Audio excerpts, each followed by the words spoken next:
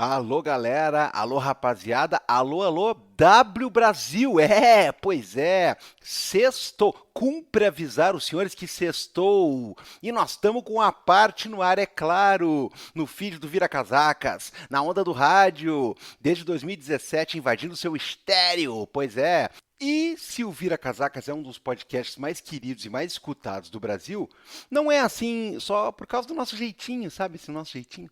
Não é só por isso, é porque tem muito conteúdo, tem muita coisa para você, além dos episódios incríveis, surpreendentes, toda semana, terça-feira, em ponto, pingando aí no seu feed, no seu streaming, nos seus lugares de audição de podcasts preferidos.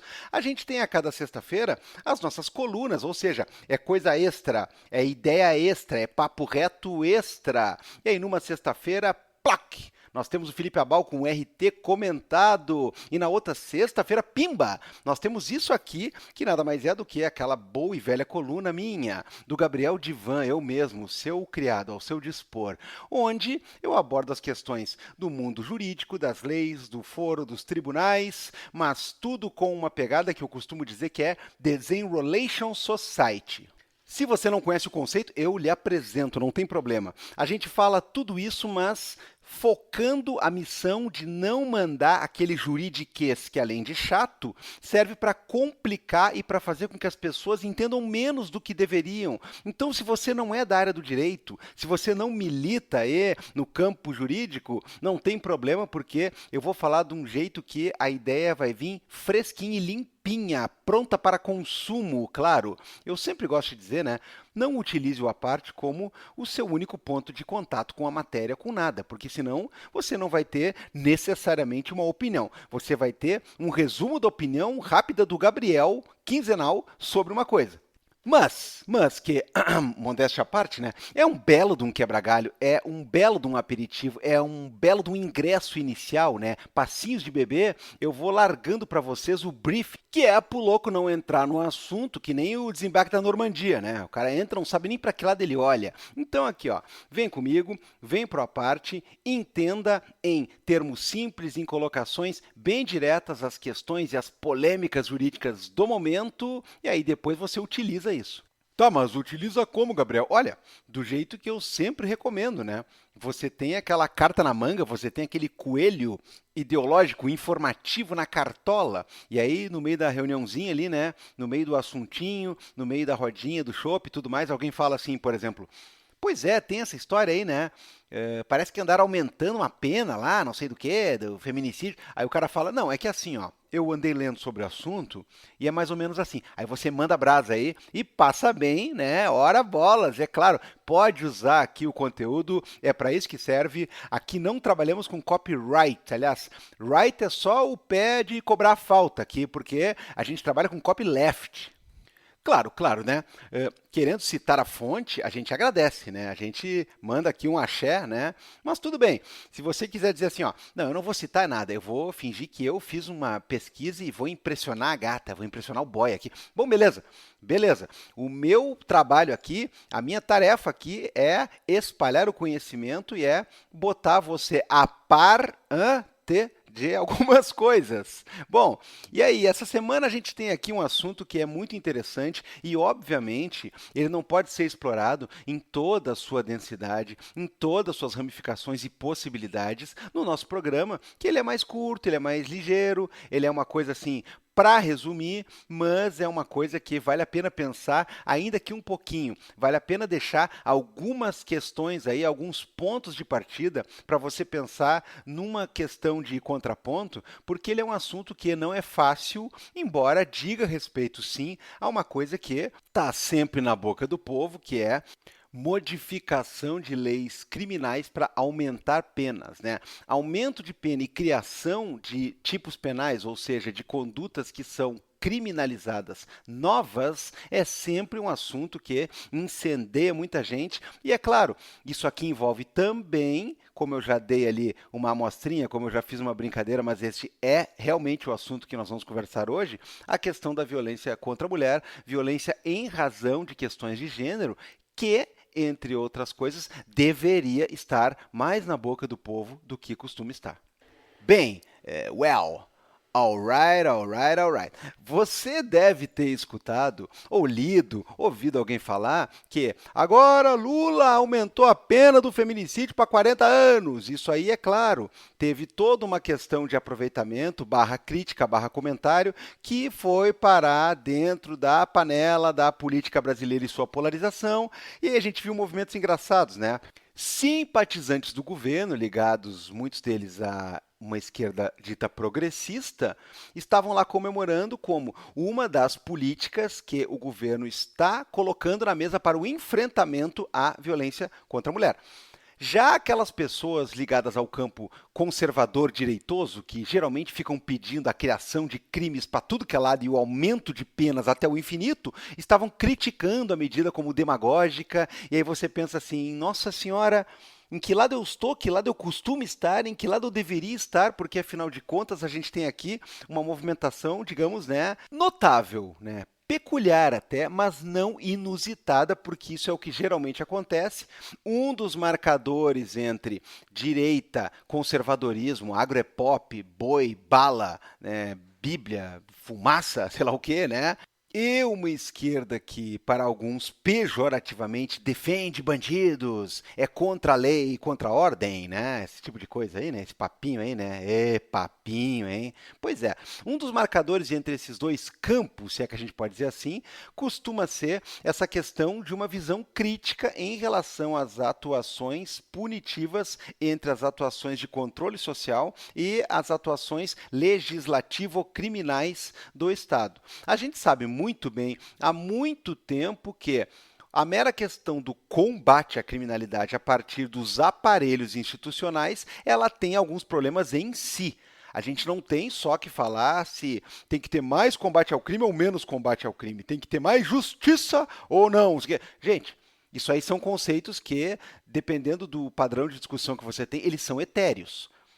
A questão do combate à criminalidade passa por você reconhecer que os órgãos de combate têm problemas em si. Os órgãos de investigação, os órgãos de patrulha ostensiva das polícias brasileiras têm problemas, os órgãos ministeriais acusadores têm problemas, os órgãos judiciais têm problemas, para não dizer também que as esferas de defesa, advocatícias, também têm problemas intrínsecos. Então, não adianta ficar analisando essa questão como se fosse um negócio de um joguinho de tabuleiro de 1980, né? Ó, tu bota mais polícia aqui, aí acaba o crime, né? Aí tu tira a polícia, vem os crimes, né? Não sei o quê. Cara, se assim fosse tão fácil, era muito simples, né? Toca-lhe polícia para tudo que é lado, em tudo que é quadra, toca as penas lá para cima, e aí você tem um combate abstrato que funcionaria como se fosse um combate efetivo, e aí não tem mais criminalidade, né? Mas, gente, não, né? Ninguém aqui é mais criança, né? Até porque quem pensa o contrário não é nem um pouco criança, não é bem malandrinho, bem safo, né? Ó, bigodinho. Bom, o que acontece aqui? A gente tem que analisar a questão a partir de alguns marcadores que, sim, dizem respeito a essa polarização política, mas a gente não pode cair fácil em qualquer discurso, em qualquer armadilha. A gente não pode abrir a primeira porta da primeira resposta do corredor sem ver as outras 19 portas que tem por aí, né? Então vamos começar do começo. Em primeiro lugar, é óbvio que uma esquerda que está costumeiramente sendo atacada como opositora de um outro lado que também costumeiramente se diz defensor da lei, da ordem, da polícia, dos bons costumes, contra os crimes e tudo mais, né? No papo, né? Na conversa furada é assim, mas tudo bem, vamos deixar barato. Bom, uma esquerda que está, então, geralmente associada a esse tipo de coisa, poderia ter uma bela propaganda e poderia ter um belo trunfo discursivo ao dizer que foi a partir dessas proposituras, foi em um governo do PT, foi sancionada pelo presidente Lula, uma medida que aumenta bastante uma pena de um crime específico para que a previsão legal abstrata da possibilidade de pena máxima esteja exatamente igual ao tempo máximo de possibilidade que uma pessoa pode ficar presa no Brasil. Sim, porque, fazendo um parênteses aqui, né? Isso é outra coisa que volta e meia me perguntam, né? Mas, Gabriel, o maluco da chave de fenda, o doido da motosserra, esses grandes criminosos aí que cometem uma série de atrocidades aí que são condenados a uma pena estratosférica, Por que diabos, então, o cara condena eles a 380 anos se eles não podem ficar 380 anos? Bom, em primeiro lugar, ninguém pode ficar 380 anos, né? Porque ninguém vive isso daí, né? Oxalá que um dia a gente consiga, né, estender um pouco a nossa estadia aí, né, no planeta, se existir planeta, né? Mas enfim, a gente não tem essa possibilidade porque a própria lei estabelece esse padrão. E esse padrão que era de 30 anos passou a ser de 40 anos com a redação que foi dada pela Lei 13.964 de 2019, que vocês conhecem pelo apelido de pacote anticrime. Então, lá no artigo 75 do Código Penal brasileiro, passou a constar o seguinte: o tempo de cumprimento das penas privativas de liberdade não pode ser superior a 40 anos. Quando o agente for condenado às penas privativas de liberdade cuja soma seja superior a 40 anos, devem elas ser unificadas para atender o limite máximo desse artigo. Então, primeira coisa é, você vai ficar preso por 40 anos seguidos no máximo. Não significa que você não possa ser condenado a mais do que isso e aí ter algumas questões e fatores calculados a partir da pena original. Mas o tempo que uma pessoa tem que cumprir uma pena privativa de liberdade tem que ser de 40 anos consecutivos no máximo. Então, qual é o recado que se passa quando tu modifica uma qualificadora, tira uma qualificadora e passa a colocar ela como um artigo separado para enfatizar que aquilo lá é um crime separado? Gente, qualificadora já é mais ou menos a criação, entre aspas, né, de um outro tipo penal, porque tu pega a hipótese inicial, por exemplo, o homicídio, e aí você estabelece um novo patamar de penas mínimas e máximas. Não é uma questão de o cara pegar e dizer assim, ó, se acontecer em tal circunstância o crime, a pena terá que ser aumentada em até 2/3. Isso aí é um outro tipo de análise. Quando tu tem uma qualificadora, tu está colocando uma circunstância tão diferenciada que tu cria, inclusive, um novo marco. Então, quando o cara fala, por exemplo, de homicídio simples, é pena de reclusão de 6 a 20 anos. Quando tu fala de homicídio qualificado, é de 12 a 30 anos, e aí tem as hipóteses lá que qualificam o homicídio, né? Quando ele é mediante pagamento, quando ele é por motivo fútil, quando ele é com algum método que torna difícil a defesa da vítima. O caso do feminicídio era de uma qualificadora, e a inclusão dessa qualificadora específica para o feminicídio já tinha gerado muito burburinho à época que foi implementada, porque o mesmo debate, né? O mesmo debate.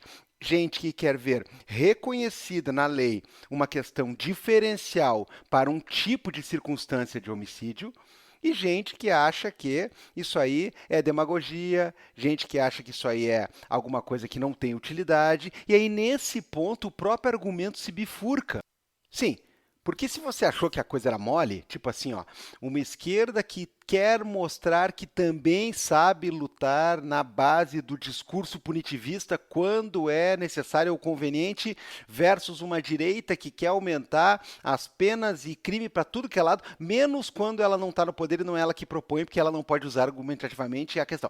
Não é só essa a dicotomia que nós temos aqui. Nós vamos ter gente muito mais ligada a um campo de uma esquerda ainda mais progressista e ainda mais, entre aspas, radicalizada nesse ponto, que vai também dizer que não se deve propor aumento de pena, criação de crime, implemento maior das forças punitivas, porque, afinal de contas, isso aí é uma estratégia que só ganha em demagogia e continua inchando a máquina que vai ser responsável por uma série sistemática de opressões que vão recair sempre numa seletividade de população, de recorte alvo de população mais vulnerabilizada, o que também está certo em larga medida. Então a gente tem aqui uma espécie de tripé, né? Onde você tem uma esquerda que geralmente vai militar por uma pauta de redução do aparelho punitivo estatal naquilo, obviamente, em que ele é altamente prejudicial, porque ele tem problemas em si, nós já falamos disso. Você tem uma direita que sempre usa o discurso da necessidade de aumentar penas, de aumentar a previsão de crimes, de aumentar a malha punitiva. Claro, só quando não é eles que estão lá exercendo essa possibilidade e quando tem a ver com as questões que eles consideram prementes para o seu eleitorado. Mas aí você também vai ter um outro discurso que, obviamente, choca de frente com esse da direita conservadora, porque não é de uma direita conservadora, mas vai fazer uma crítica também no sentido de que não é para aumentar esse tipo de maquinário, esse tipo de malha, esse tipo de sistemática, porque isso aí, a rigor, numa visão macro, joga contra. Então a gente tem aqui uma miríade de argumentos interessantes. Porque se eu disser para você assim, ó, você quer combater quer proibir os crimes? Bom, acho que sim, né? Me parece que é uma ideia interessante, até porque você tem condutas que prejudicam outras pessoas, às vezes de uma maneira bastante drástica, quando não fatal. Ok, mas você reconhece que a existência de um sistema penal, vou falar assim num todo, tá? Num global, pegando todas as etapas da questão punitivo barra investigativa judiciária. Você acha que esse sistema ele tem falhas? Nossa senhora, se tem, né? Meu Deus do céu. Você acha que ele causa problemas para além daqueles que ele visa combater e às vezes combate trocando pés por mãos? Você acha que ele tem problemas em si criados a partir dele? Olha, de novo, com certeza. Eu acho que não dá para negar. Então, como é que a gente tem que se posicionar nisso, né? Porque se o cara disser, por exemplo, que sistema penal e preconceito de classe, em preconceito de gênero, em preconceito de orientação sexual e racismo tem tudo a ver, né? Como diria o narrador aquele, né? Globo e você, tudo a ver. Tem tudo a ver. Bom, então nós chegamos à conclusão de que qualquer gestão que não seja uma gestão que vise desgastar, desbastar, retroagir, diminuir a incidência punitiva, é uma gestão que, de alguma maneira, ela está fazendo o jogo que este maquinário, que é esta ampliação, quer.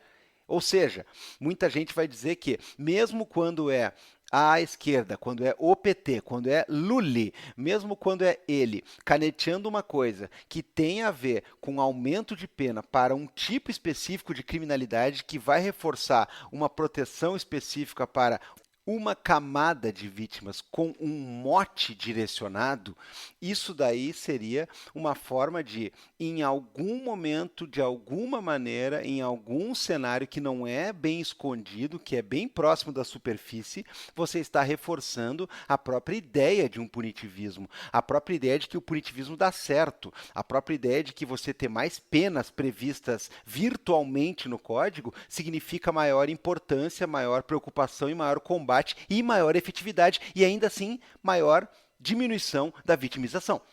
Então, muita gente vai dizer o seguinte, olha, não é por aí, hein? Não é por aí porque aumentar a pena, assim, significa um reforço da confiança ou da confiabilidade nesse sistema. Significa a esquerda dizendo o mesmo que a direita.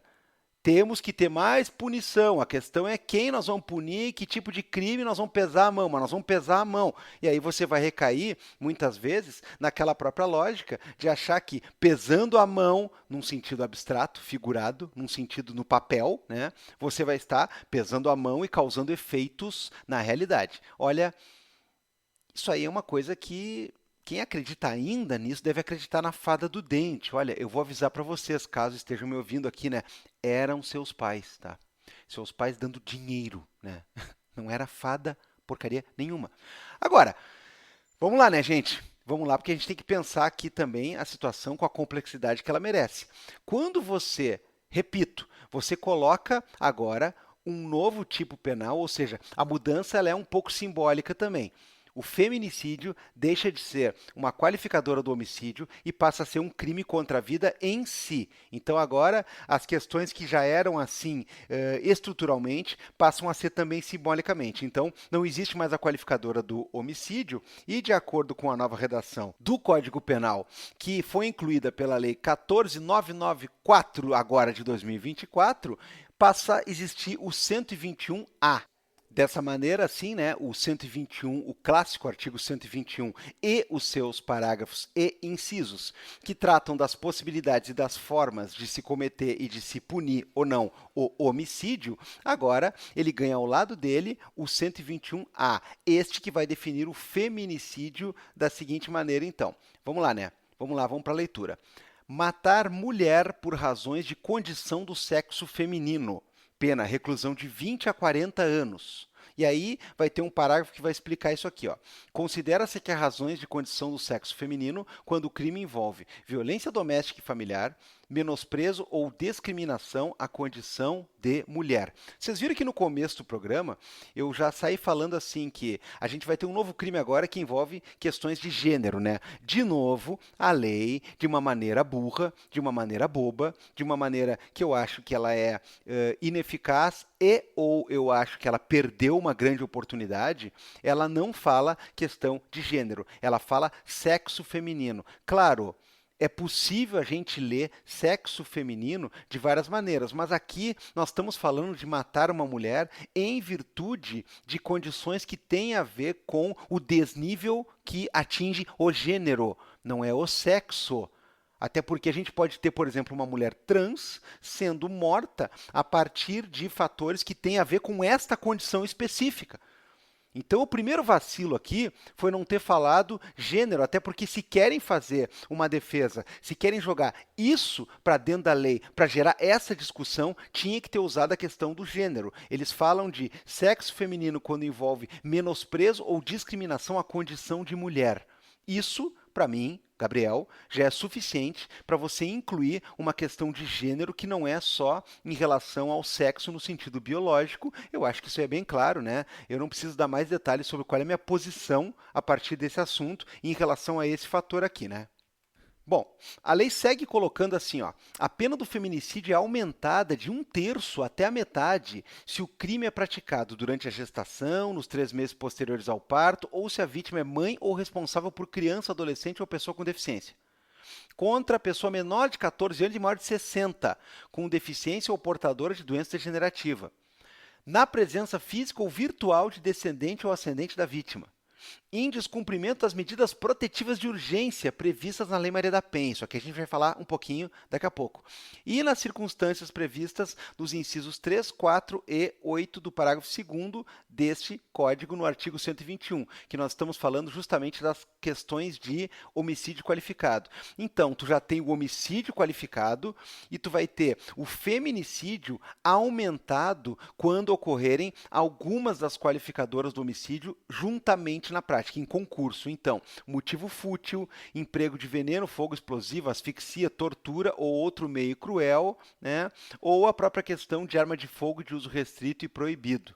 O que significa, portanto, aqui, pessoal, é que a nova lei, ela tirou o feminicídio da condição de uma qualificadora para um homicídio e ela colocou num crime autônomo. E ela pegou algumas das qualificadoras do homicídio e colocou como causa de aumento. Então você tem que saber essa diferença. Quando tem um outro tipo, um outro crime, você tem uma nova descrição e você tem uma nova rodada de demarcação de penas máxima e mínima. Lembra? O homicídio, ele é de 6 a 20, o qualificado, ele pode ser de 12 a 30 e o feminicídio é de 20 a 40. Então, tu criou uma nova janela de penas mínimas e máximas para a gente decidir em julgamento qual que o cara recebe, se assim for condenado. Agora, o feminicídio usa algumas das questões que qualificam um homicídio para ser causa de aumento. Então, lembra, aqui nós não estamos demarcando novas penas mínima e máxima, nós estamos dizendo que até 1/3 tu vai aumentar a pena se ela ocorrer nessas condições. Bom, assim está colocado o crime de feminicídio agora pela nova lei sancionada em 2024. Mas eu vou voltar naquela discussão.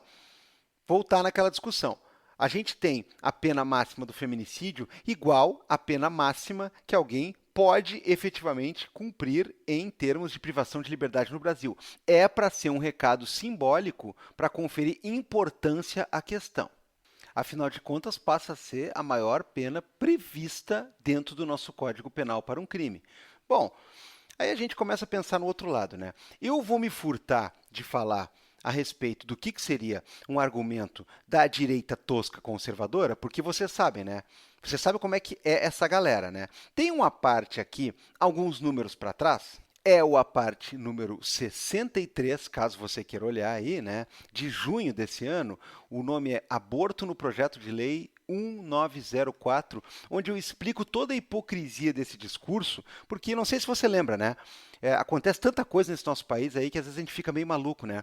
Mas no meio desse ano tentaram criar um projeto de lei para que a mulher que abortasse e também, eventualmente, o médico ou médica que ajudasse a prática do aborto e realizasse a prática, iam acabar tendo uma pena maior do que a própria pessoa que violenta sexualmente esta mulher para causar a gravidez. Ou seja, o estuprador que estupra e engravida a mulher que faz o aborto, ele teria pelo estupro uma pena menor do que a mulher que aborta ou o médico que vai ser, entre aspas, seu cúmplice nessa prática, o que ficou conhecido, né, como PL, Projeto de Lei do Estupro, né, e não é para menos, né? Então, eu não vou discutir com essa galera, porque a gente sabe muito bem no que vai dar esse tipo de argumento pelo lado deles, né? É aquela ideia de que tem que ter pena de morte, tem que ter pena de não sei o quê, tem que ter pena de não sei quantos anos, prisão perpétua, prisão para sempre, prisão no calabouço, prisão, prisão, prisão, prisão. Eles só falam nisso, né? Aí quando tu diz assim, beleza, então vamos começar a prender e desapropriar cara que tem terra que é usada para trabalho análogo à escravidão.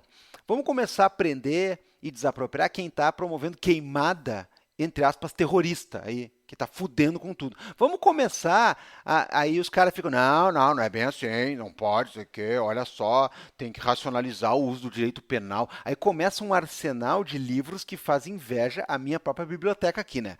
Porque é garantismo para cá, é Constituição para lá, é direito penal mínimo aqui, é o cara fazer as coisas com cirúrgicas, com inteligência, é engraçado, né? Então, assim, eu não vou debater com essa galera, tá?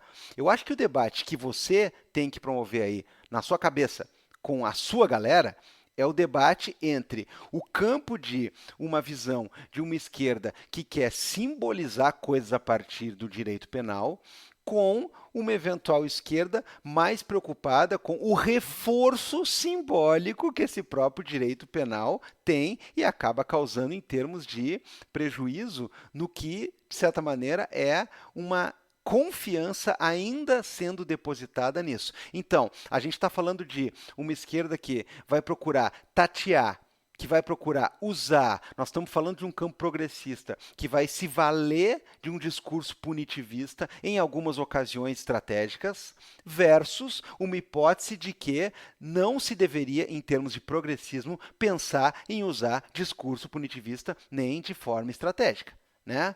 Bom, esse debate, minha gente, é muito antigo. Esse debate ele tem quilômetros, ele tem rodagem, tem milhagem aí em termos de discussões, em termos de você ter posicionamentos político-criminais, tem muita literatura sobre isso e eu, de novo, não vou pretender fazer um resuminho mequetrefe aqui, né, de tudo que se pode dizer numa minutagem curta. Agora, cabe a mim colocar algumas coisas aqui sim, porque essa é a grande discussão que tem a ver com isso. De um lado do ringue, nós vamos ter um pensamento que pode ser simbolizado por aquela questão daquele discurso, daquele pequeno texto da Audre Lorde, né, que ela vai dizer que as ferramentas da casa do Senhor, né, não servem para desmantelar a casa grande. Ou seja, não é com as ferramentas, não é com o discurso, não é com as práticas, não é com os mecanismos do senhorzinho lá que você vai derrubar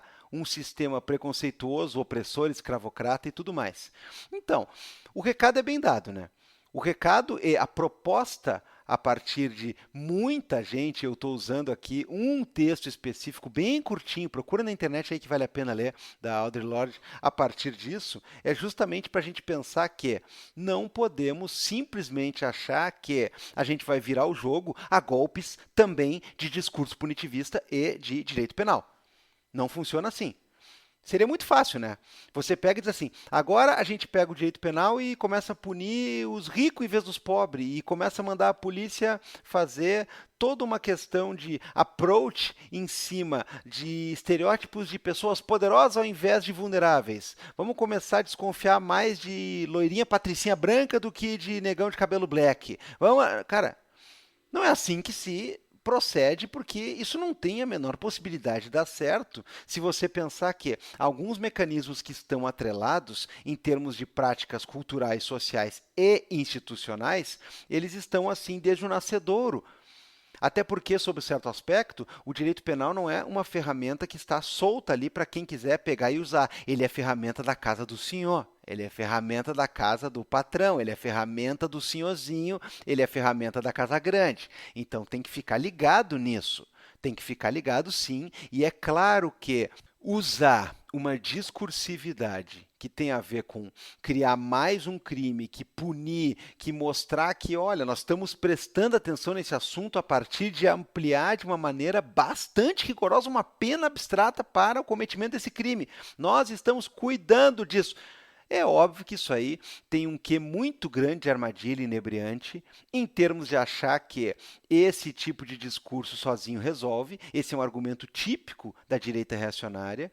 É óbvio que isso aí tem muito de marketing eleitoreiro. É claro que isso aí é encomendado para gerar manchete, e é claro que isso aí tem toda essa gama de problemas intrínsecos. Agora, vamos partir para um outro lado que também é importante, pessoal. Você já sabe então que aumentou as penas, né? Agora combateu e tudo mais. Cara, não combateu em tese, porque se você for ver as penas grandes que a gente tem no código, né? Aquele exemplo clássico do latrocínio lá que vai chegar a 30 anos de pena, né? Isso aí não necessariamente faz com que modifique a realidade e que esse crime pare de acontecer.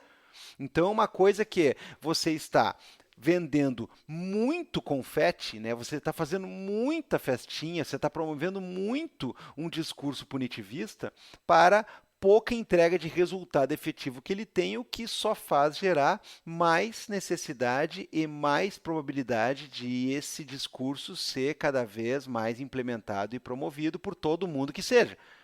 Porque para fazer uso e para gerar o tipo, digamos assim, acoplado de segregação, de destruição de laços sociais, de preconceito e de outras coisas, ele é uma ferramenta e tanto. Agora, para efetivamente modificar simbolicamente a sociedade e fazer isso gerar efeitos práticos, a coisa eu não vou dizer que não acontece nunca, mas ela demora muito mais.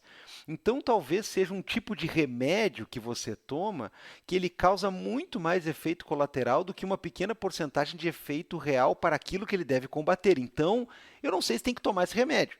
Agora, vamos pensar pelo lado de quem acha que sim, tem que tomar esse tipo de remédio às vezes, porque, bem ou mal, tomar remédio e não tomar nada, né? Talvez a gente tenha mais chance de solucionar o nosso problema, a nossa dor, né? Se a gente tomar. E aí, como é que fica?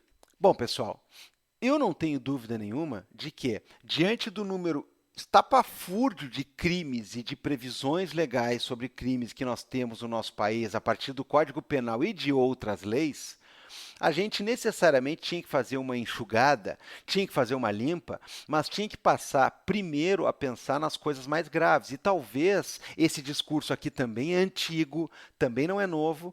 Talvez a gente tenha que começar a dedicar o direito penal para coisas verdadeiramente graves dentro de um novo patamar ou um novo gradiente de valores, dentro de um novo conjunto de prioridades. E aí eu acho bem difícil você constatar que, diante da epidemia que nós temos no Brasil de feminicídios, isso aqui não é uma coisa que merece uma tutela com um pouco mais de especificidade, com um pouco mais de especialidade, que isso aí tem que ser olhado pela lei de uma maneira um pouco mais particular. Então, porra, não adianta dizer assim, ó, eu vou criar mais um crime aqui. Ah, não pode, isso aí é um reforço da estrutura burguesa que faz parte também da sistemática penal. Cara, mas é o seguinte, a gente tem que começar a colocar o direito penal para tutelar, para lidar com os problemas de verdade, e isso faz com que a gente mude, inclusive, a direção do que é problema de verdade ou não.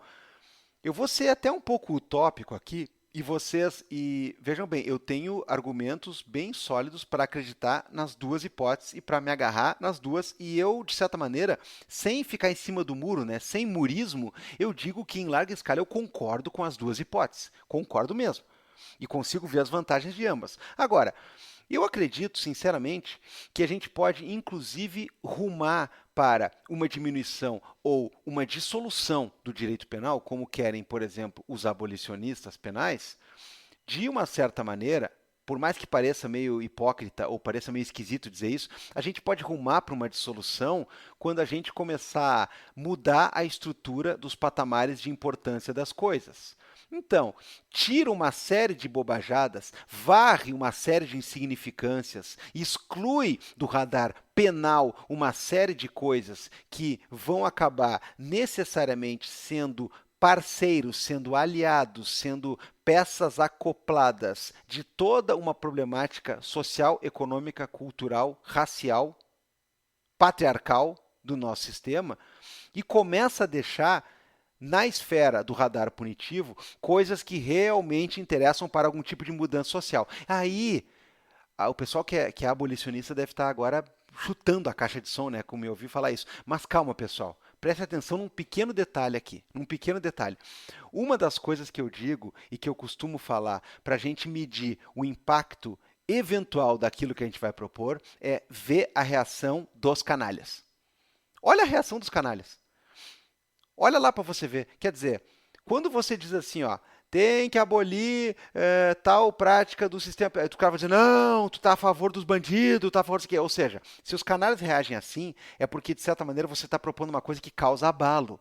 É por isso que o abolicionismo causa tanto abalo numa opinião de senso comum. Porque, simplesmente, ele promove uma saída radical para algum lado. Ele tem uma proposta, ele tem uma ideia.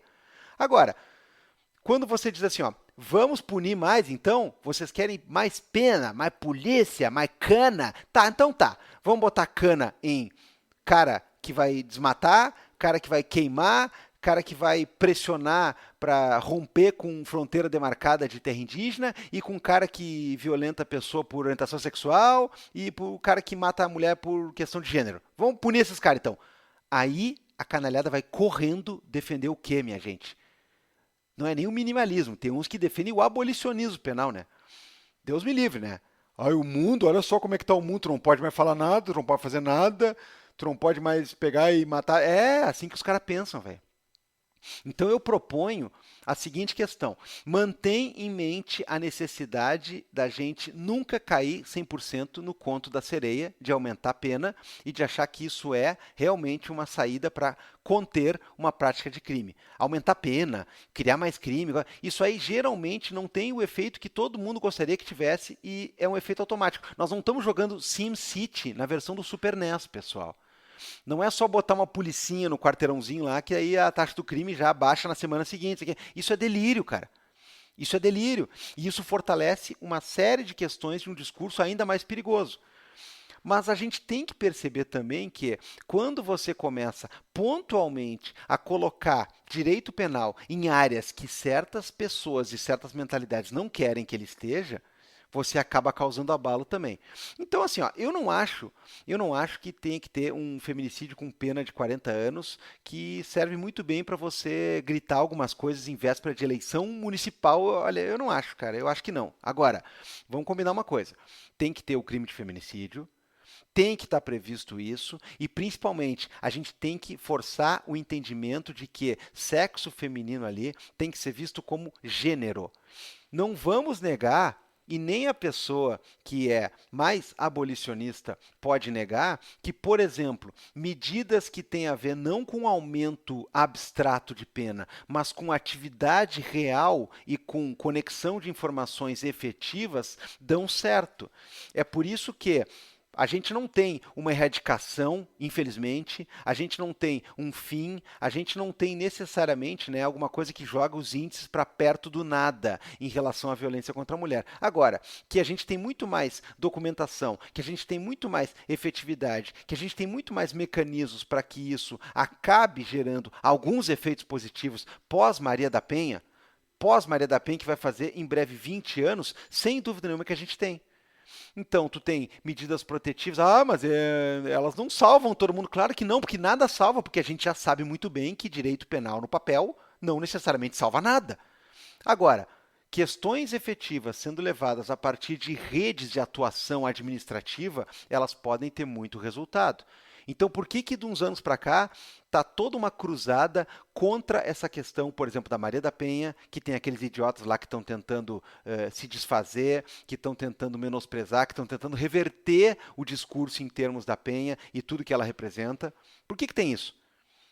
Por que que estão agora contra a possibilidade? Não é o que queriam? Não gostam de pena máxima para quem pratica violência, isso aqui? Não, mas é que aí é contra a mulher, tem a ver com o sexo feminino. E esses caras aí que são muito contra, é porque eles são suspeitos em potencial. Que tal? Que tal? Então a gente tem que, pessoal, ter um pouco de uso. Eu vou usar essa palavra, tá? Desculpe, tá? Eu não queria usar ela. A gente tem que ter um pouco de uso cínico também do discurso punitivo, porque esses outros caras têm. Esses outros caras têm. Então a gente tem também. Ah, Gabriel, não era tu que é contra a maximização do sistema penal, o feminicídio, tu acha legal? Sim, cara, e não era tu que era a favor de pena pra todo mundo, então vamos dar pena pra vagabundo aqui, ó.